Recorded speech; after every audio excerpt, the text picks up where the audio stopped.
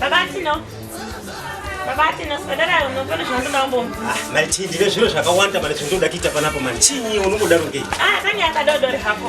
Kunyanya kukura mari. Kanya akadodori ngei? Babatino. Maiti nenya muri kuita zvine zvamaita kudhaya zvakasiyana. Chinyi chakasiyana chandaita kudhaya nezvendaita zvinezvi? Zvakasiyana. Chinyi chakasiyana? Madira maita kudhaya nezvamakuita zvinezvi zvakasiyana. Mira maitino. Mira. Isaba buruma.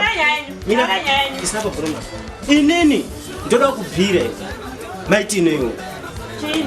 Ndinobuda mumhatso wakati kwindi. Choonoti kwindi chinyi? Ndechingobuda ndichienda kubasa.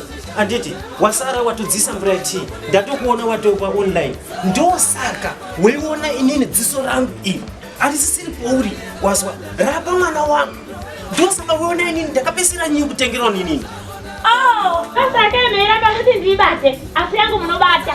Maitinumira yako ndinoibata waswa yako ndinoibata because ndine zvakawanda zvendinoona mukati mokurarama. Unoziya kuti panouya hama dzangu inini chonoti kwindi dzisina kuti ndinorimaka kudai Ndeka ndinofara. Maitino. Babati. Aiwa man ngagare zvakanaka mukadzi wangu. Sorry Babatino, ndiri munhu wenyama ndinokanganisa nditi.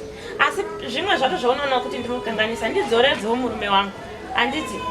Alright. Pamwe pacho ndinokanganisa nekusaziva Babatino ndiregererewo murume wangu. Alright Maitino ndavizwa zvawataura kutanga wanhasi anditi. Kutanga wanhasi ndakubvumidza kuti uibate anditi. Zveshe zvinoda kuita ndiyo ndokubvumidza ibate mukadzi wangu. Kana foni chaiyo yangu iyi nhasi ndakupa mukadzi wangu ibate uwaloke password yeshe.